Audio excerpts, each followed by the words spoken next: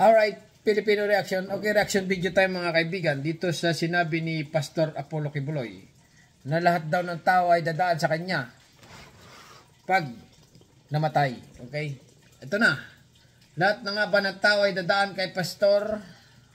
Ito na mga kaibigan. Lahat ng religious leaders ng denomination, lahat ng leader pastor dadaan po ba sa inyo? Lahat ng tao. Wala nang posisyon yan. Okay, ulitin natin mga kaibigan itong tanong ng reporter or vlogger siguro. Lahat ba ng tao ay dadaan kay Pastor Apollo Kibuloy? Lahat ng religious leaders ng denomination, lahat ng leader pastor dadaan po ba sa inyo? Lahat ng tao. Wala nang posisyon yan. Naked you will be. Walang posisyon. Hindi ka, pastor ako, religion ko to, ito yung denominasyon, itong pangalan ko, sikat kami doon, mayaman ako. Wala yun. Isa lang ang tanong doon.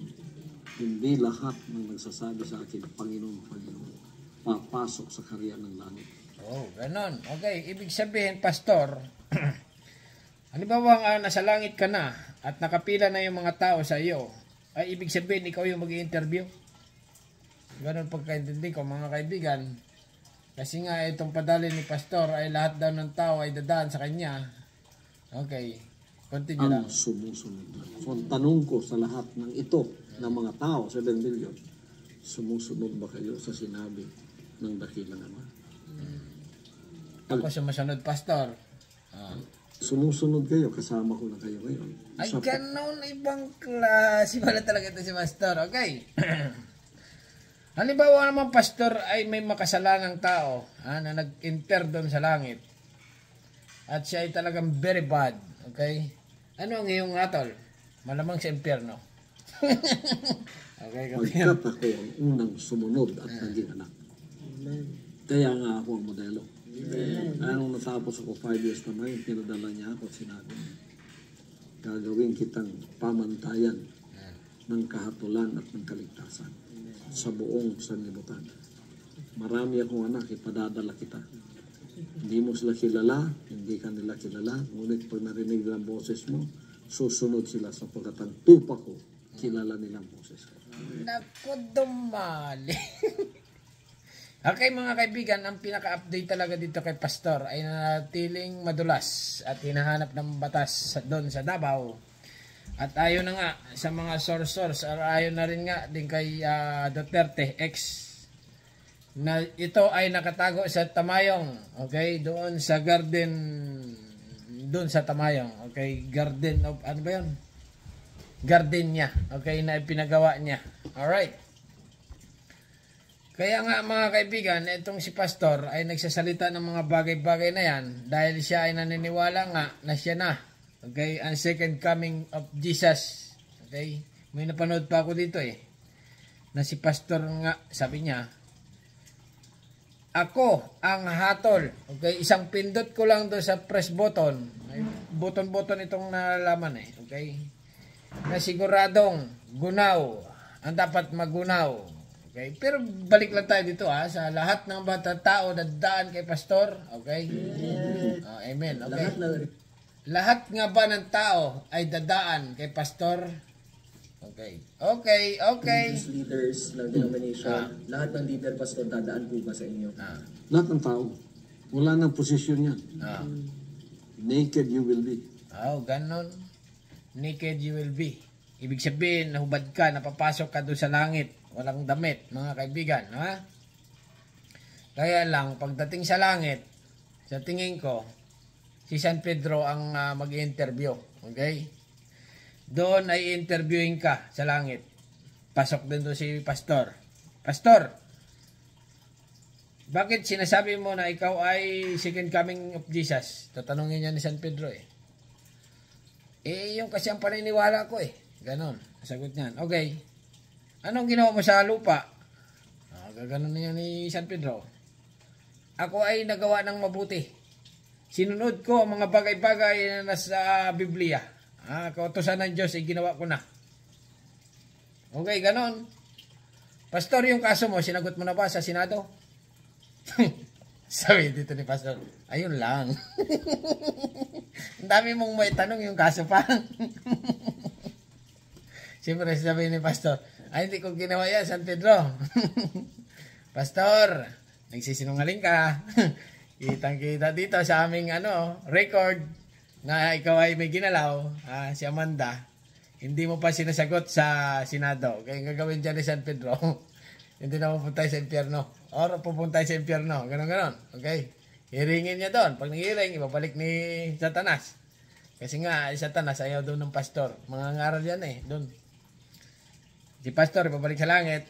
San Pedro, ibabalik ulit sa lupa. Okay? Nasa lupa na si pastor. Ay hiringin naman yan, mga kaibigan. Iko-continuous ni pastor ay hiringin sa Senado pag ito ay nahuli. Okay?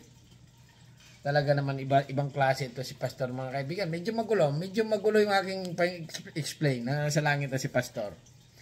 Pero nga mga kaibigan, okay, itong si pastor, bakit kaya? Itong malaking katanungan dito, bakit ayaw lumabas? Totoo ba na ginalaw niya si Amanda? Totoo ba na wala siyang kasalanan? Pero yung kaso nito ni pastor, ngayon, pinaka-latest talaga, ay dinala na sa Pasig. Okay? Kasi nga, nasa Davao yung case nito Doon nag-file sa Davao. Ngayon, inilipat ngayon sa Pasig kasi nga doon sa Davao medyo parang may mangyayaring something. Ganon. Baka hindi mahatulan ng maayos, or baka, alam na, may baka malagay. Dala sa lagay, ganon. Madala sa bigay. Kasi nga, ito si pastor ay milyonaryo. Ngayon, yung kaso ni pastor ay dinala na yata sa Pasig. Okay? At doon, kung sakaling mahuli si pastor, ay doon na. Okay? Doon ay kukulong. Joke lang. Okay? Yari na naman ako sa member ni pastor. Okay? Pero itong mga padali ni pastor na ito, pag ikaw ay natodas, siya na ba ang magtatanong sa iyo? Okay? Hindi na si San Pedro. Tatanungin ka ni pastor na, siyempre, sinabi niya, dadaan. Okay, dadaan sa kanya. Ibig sabihin, tatanungin ka ni pastor. Ikaw, anong ginawa sa lupa? Sumunod ka ba sa aking nutos? Nung ako ay nasa lupa? Di ba? Ibang klase talaga si pastor. Ay, siyempre, sasabihin mo. Yes, pastor. Ay, member mo ako Ay, ganun ba? Ay, pasok ka na. Okay? Alright. Ikaw, sumunod ka ba sa sinasabi ko nung araw?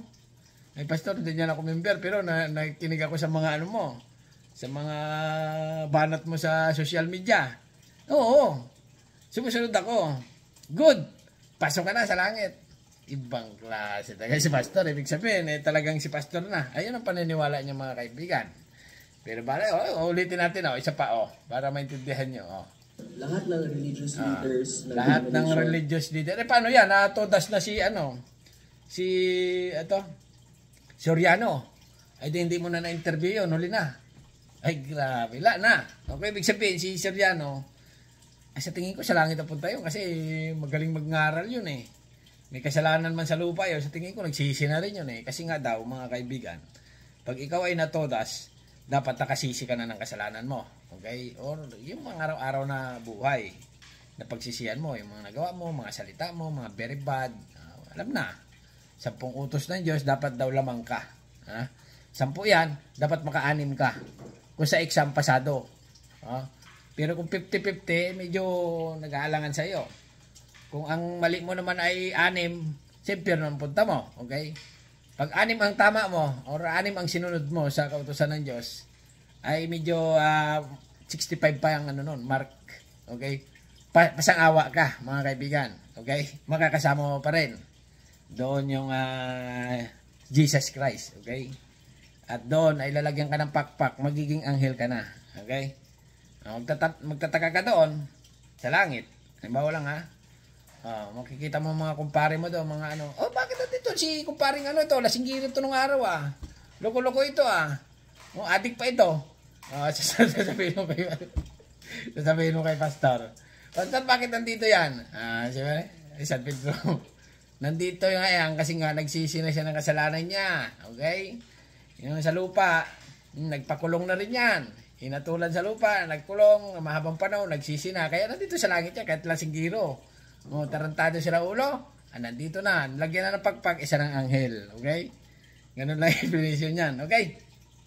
Ito si Pastor, pag ano yan, yun na nga, 50-50 ang lagay dito.